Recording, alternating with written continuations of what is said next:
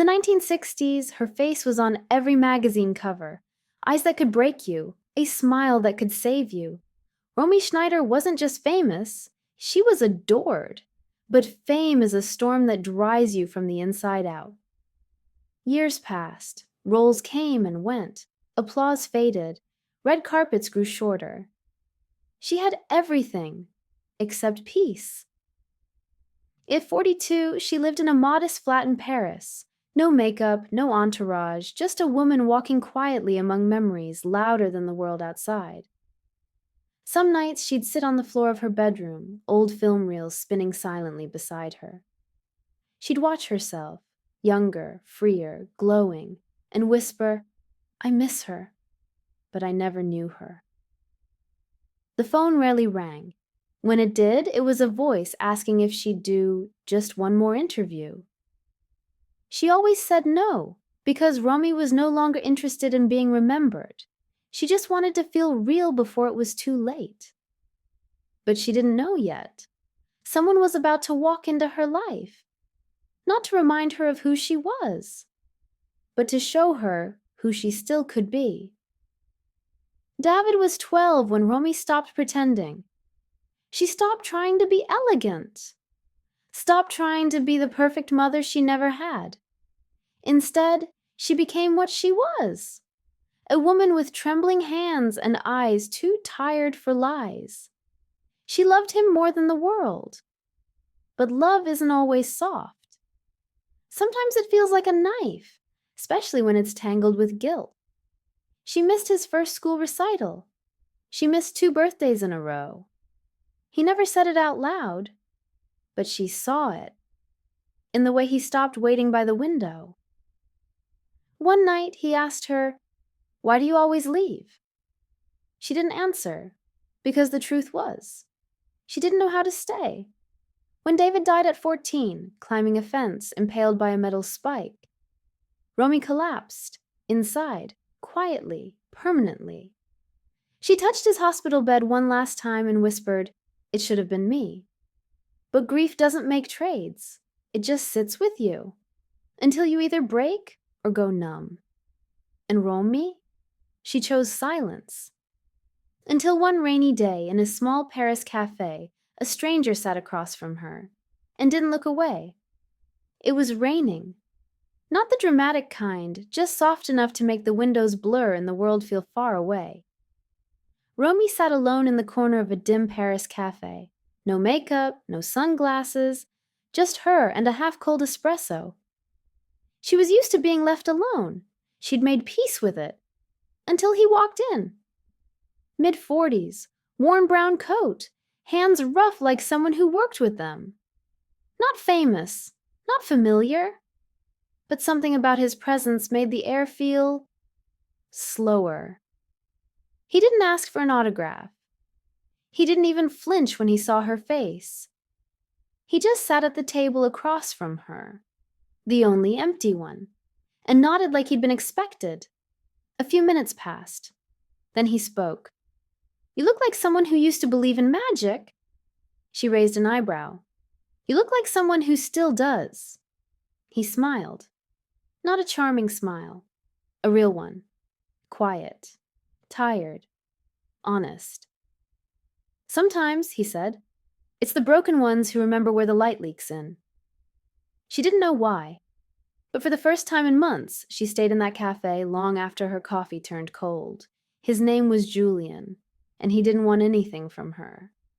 Not her fame, not her past, just her presence. And that was exactly what she had forgotten how to give. Julian never asked about her films, never brought up her son, never tiptoed around her silence. He simply showed up. Same cafe, same time. Rain or sun, always there, with 2 cups of espresso and one gentle smile. They spoke about stray cats, about old books, about a bakery 2 streets over that still made bread the way her grandmother did. Romy started laughing again. Not loud, but real. She found herself pausing mid-conversation, watching him, thinking, how strange to be seen and not studied. One evening, she admitted, "I don't know who I am when I'm not in pain." Julian stirred his coffee slowly and said, "Then maybe it's time to find out." She looked away, not out of shame, but because for the first time in years she believed she could. They never called it healing. There were no declarations, no promises. Just two souls sharing a quiet corner of a noisy world where the past didn't bite and the future didn't feel so heavy. And Romy, without even realizing it, began choosing life again. Not with fire, but with small, silent steps. The kind that say, "I'm still here." That morning the sky was too blue, the kind of blue that feels like a goodbye in disguise. Romy opened her window, breathed in deep, and smiled without knowing why. She wore her favorite dress, the one David once said made her look like summer. She even brushed her hair with care, as if expecting someone important. Julian arrived at noon, like always, but this time she didn't meet him at the cafe. She invited him to the park. They sat on a bench beneath trembling leaves, the kind that fall before they're ready. She brought a letter, folded, faded, written years ago but never sent, a letter to her son. She handed it to Julian. "You'll know what to do with it someday," she said, "but not today." He didn't ask what it said, he just nodded. As they stood to leave, Julian paused. "Why today?" She smiled softly. "Because today, I finally feel light." That night, she lit a single candle, made tea, put on a record she hadn't touched in years, and sat by the window until sleep came quietly. She never woke up. Her heart stopped, not in panic, but in peace, as if it had done everything it was meant to do. The funeral was small, no flash, no press. Just a few friends, a few roses, and one man standing in silence with a folded letter in his coat. Julian didn't cry during the ceremony. He waited until he was alone, back at the cafe, her chair empty, her cup untouched. He opened the letter. Inside, written in Romy's delicate hand, "I wasn't meant to stay forever, but if my pain meant someone else could breathe easier, then it wasn't for nothing. Promise me, if you're still here, you'll keep choosing life, even on the days it doesn't want you back." Julian closed his eyes. He'd spent his life drifting through shadows, but now, somehow, he felt seen. He mailed the letter to David's old school, left his number with a charity that helped grieving mothers.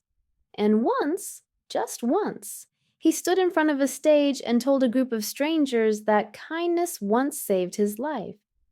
Not loudly, not heroically, just truthfully.